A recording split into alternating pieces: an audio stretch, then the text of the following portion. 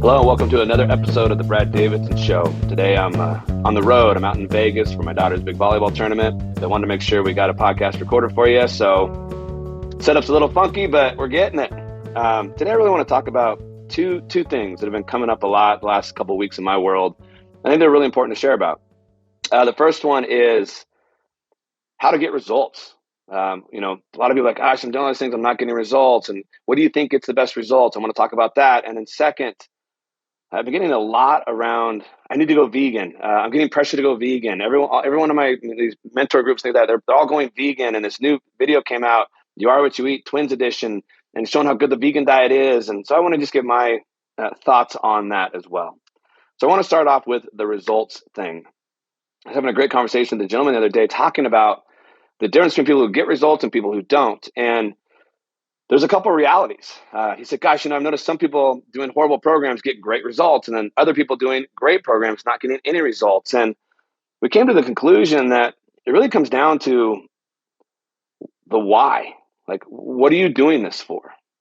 And what I've found continuously over the years is when you have big goals or a big drive behind why you're trying to take care of yourself, why you're trying to look better, you could be on a really bad program and still get pretty good results. You get on a great program and get great results.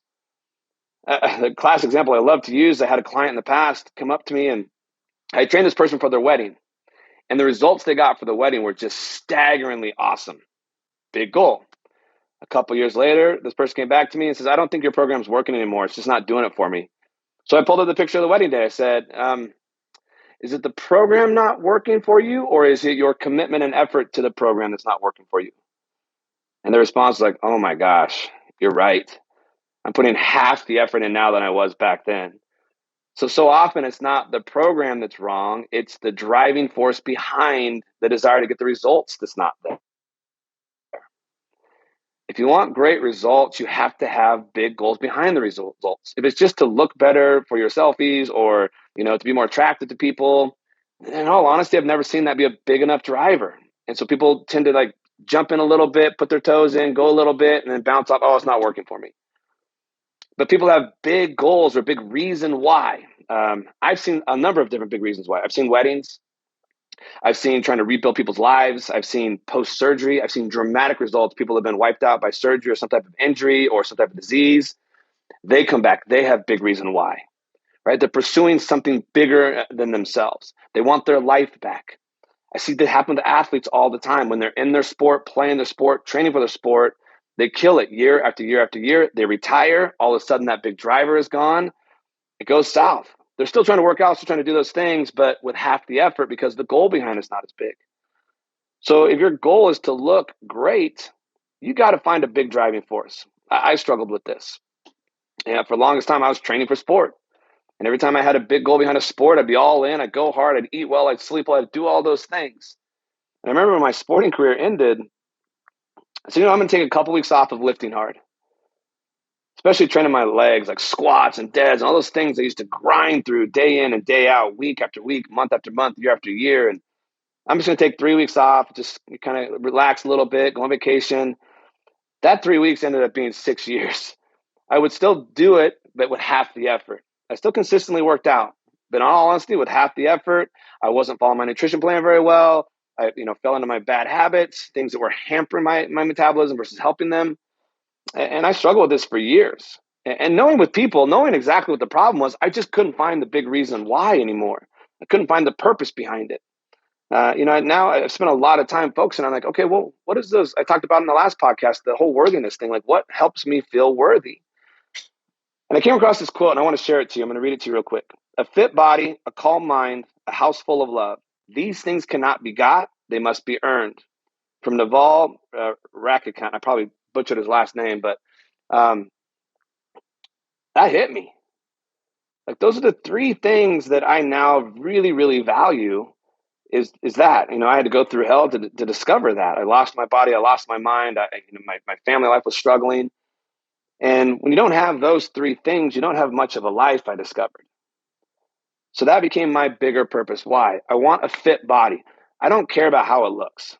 I care about how it performs. And what's super, super funny is for the long time throughout my life, I was trying to create a body that looked a certain way for status, attention, value, all those things, worthiness. And I worked hard on trying to find that, and I never could.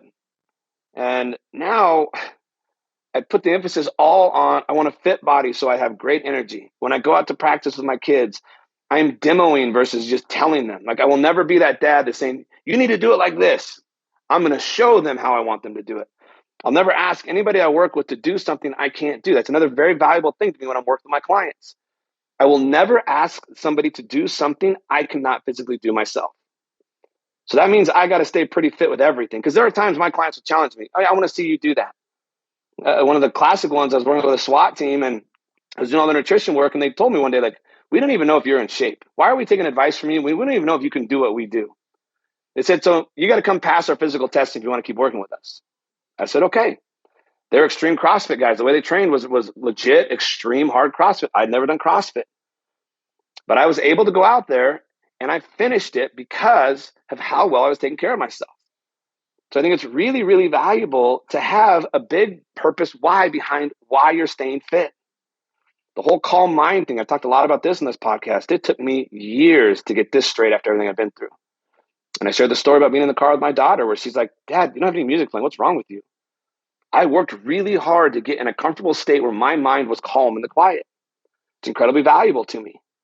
But I have to work at it day in and day out. So I got to work on my fitness day in and day out. If I want to keep moving, especially as I get older, I have to keep moving. I have to keep training. I have to keep working on these things hard. When it comes to love in my house with my children, I got to work hard on that. I got to be present. I got to be there. I got to have energy for that. So all of a sudden, my emphasis has been now I'm taking care of my body for the rest of my life so I can continue to show up.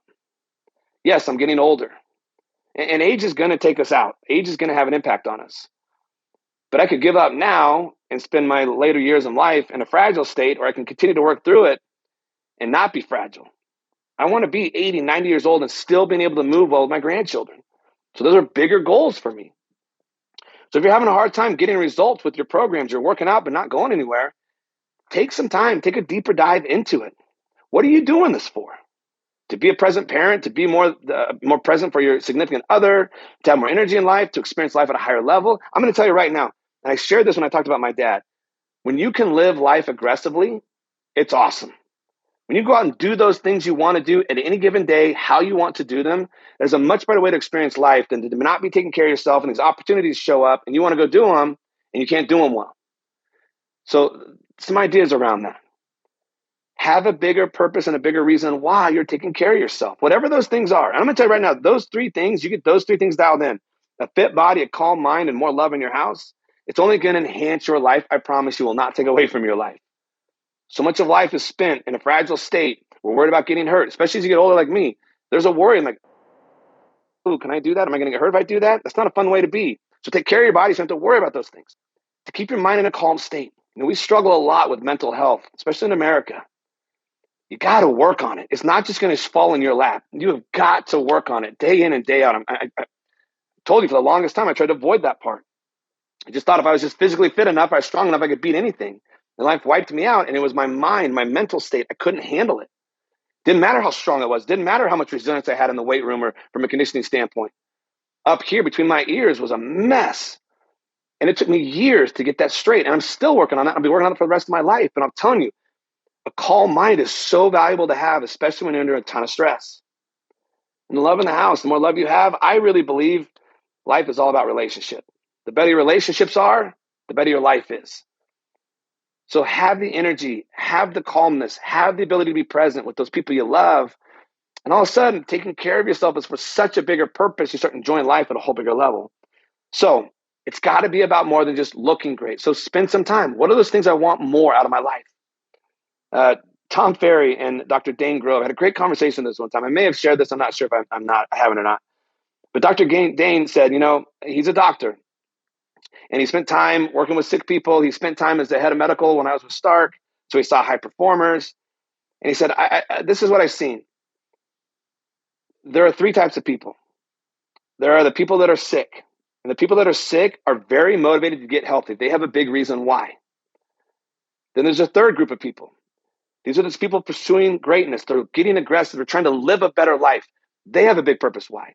You give those two people extreme things to do, they will do whatever it takes to create change. and they will get it. Then you have this group in the middle. They're just looking for wellness. They just want to be well. He goes, and those people, what he has discovered, have no drive behind taking better care of themselves. They're just kind of mediocre, getting through life day in and day out. They don't really change much. They just kind of stay status quo. They're not quite sick enough to have that bump or that need, and they don't have enough drive for the greatness side of things. So if you're in that state and you want more, you got to mentally get yourself in a state to start living for more.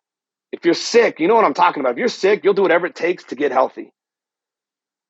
So his great statement was, F wellness, pursue greatness. Because if you really want a better looking body, you really want to be optimal, you really want to have a great life, screw wellness, pursue greatness. So I want to leave you with that in that realm. If you want to look better, you want to feel better, you want all the things that can come from taking care of your body, you got to up the ante. You got to have a bigger game behind just trying to look better or drop 10 pounds. You got to up the ante. And the next thing that's been falling in my lap a lot lately is this whole idea behind becoming vegan. And I am unbiased to it. I've seen some people do it and it works well. I've seen other people do it and it doesn't work well. When it comes down to this idea, there is no nutritional plan that's going to be right for everyone. And I know science is trying so hard to find, here's the answer. And they're all over the place. We got the vegan, we got the carnivore, we got the keto, we got the carb loading. There's lots of different ideas. You got to find what's right for you. Now, this new documentary that came out recently that I've been getting a lot of questions about, have you seen this? What do you think? Should I go vegan? I think it's, in all honesty, pretty biased. It's a documentary. It's meant for entertainment, and it says that. This new one took a couple sets of twins and had one twin eat vegan, one twin eat more carnivore, like more meat-based. And then they did a bunch of tests on them with these 4 groups over a short period of time and then tried to show the changes. And the vegan group had a much better emphasis and changed in regards to their blood chemistry than the carnivore group did. But there's a couple of interesting things I want to share with you on this. One, four groups, like a study of 8 people is a super small study, and it's a very short window of time. So that's not a very valid idea around study. The director of the documentary was vegan. The main man behind the whole thing that is out of Stanford, I got a lot of respect from him. I like what he does. He's very on top of it. But he's also vegan. And his program at Stanford is paid for by Beyond Meat. So there's a lot of emphasis and want behind the vegan world for this thing to work. So it's pretty biased that way. One thing that popped up in it is that some of the members that were eating the vegan diet lost muscle mass eating the vegan diet. And they were told this because of how you eat, how you were eating. You weren't following the plan specifically, but I've seen that a lot of people going vegetarian, vegan, as they start to lose muscle mass. And I believe muscle mass is the number one predictor of longevity. Tufts University has shown it. I can see it. You're more likely to fall and get hurt as you get older if you don't have muscle mass. Life is just better and you function better. You're more metabolically active when you have muscle mass. So for a lot of people, going vegan doesn't work. It's hard to maintain. And the kicker with that is afterwards, they asked all the members of that did the vegan diet, are you going to continue to do this? They all said no. It was too hard. The ability to sustain it is not there. So if you really want to change your life, you got to be able to follow a plan that's sustainable. So that's a problem for me. Again, I'm not knocking on it. Okay. I just don't believe there's one right answer for everyone. I've seen it work for some people and be horrific for others. You got to start taking care of yourself. You got to be the test subject of one. What works for you? That's how I've always done it. Trial and error. If something interests me, I want to learn all about it. And so I'll try it. When a client comes to me and says, hey, I'm really interested in the vegan diet, I think I want to look into it. I don't know enough about it. So I will set them up with an expert to go explore that and then start testing it. Does it work for you? Does it not? Same thing with keto, same thing with carnivore, same thing with vegetarian, same thing with vegan. Here's the reality about nutrition and the science realm. People are going to hate me when I say this, but the studies around nutrition aren't solid. They're not great. You see, that in order to have a great study done on nutrition to see what really works and what doesn't, you have to have a large population of test subjects, large, like hundreds of thousands ideally. And then those test subjects have to be in the same exact environment, living the same way, doing the same things, having all variables controlled for a very long period of time. There's very few nutritional research pieces that are done well, that go past like 18 weeks. It's really hard to keep a large group of people doing the same thing in a large period of time, and they can't do it. You can't do it. So a lot of the research information coming out, unfortunately, isn't perfect because of that. Like none of the research being done would be consistently well enough to be able to be used for like a drug. You can't control the variables long enough, long enough with a large enough group of people. Just remember that when you're reading science. I spoke one time at an event, and this gentleman in the crowd afterwards came and said to me, he's like, I'm really happy that you explored nutrition with us the way you did. And it was very much like I'm talking to you right now. I gave some general ideas, but I told like, look, this is a study of one. It's got to be you testing things out and finding what works for you. And I gave them some strategies on how to do that. And I said, why do you say that? He goes, well, because I was ready to blast you when you walked in here. If you would have come in and say, here's the only way to do this, here's the best way to do this, I would have blown you out of the water. See, I have a PhD in animal nutrition, so I run research on animals. And with animals, we can take a large population of an animal and we can control all the variables for as long as we want. And then once the study is done, we can euthanize the animals and dissect them to see exactly what happened. You can't do that with humans. So animal nutrition, we're very structured. We have run really good research. With human nutrition, they don't do that. They can't do that. They can't control the variables, right? They can't have it last for a long period of time. It's hard to get a large group of people to do that for years and years and years. And you sure as heck can't euthanize them and then dissect them to see what happened. So remember that as this push is coming, oh, this is the answer. Science says this. You can only do this. This is the only way to do it. I recently got a text message from one of my clients. Like, hey, all these people in my mentorship group, they're all going vegan. They're putting a lot of pressure on me to go vegan. I said, man, in the last 100 days, doing the way you've been doing it with me, and we're eating meat every day, you've made a hell of a lot more progress than any group of that people have. I mean, you've dropped like 25 pounds.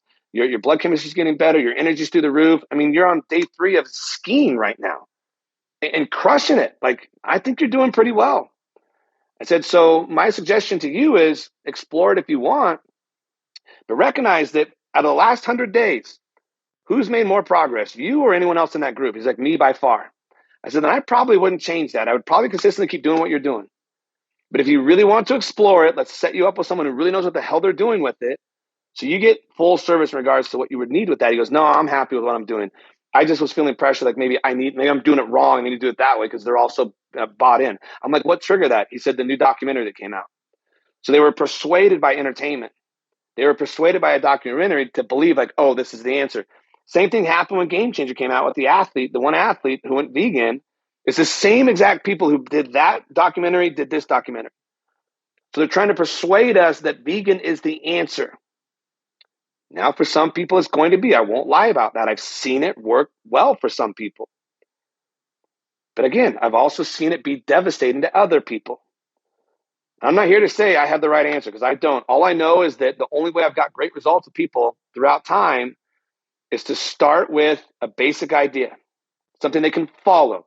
And again, I really like to focus on things that will improve behavior around how a person lives. So for example, a lot of my people are under a lot of stress. So I will give recommendations on how to live and support the stress cycle so you can optimize it when you're under stress and recover from it at the end of the day to help recover from the stress so it doesn't wipe people out.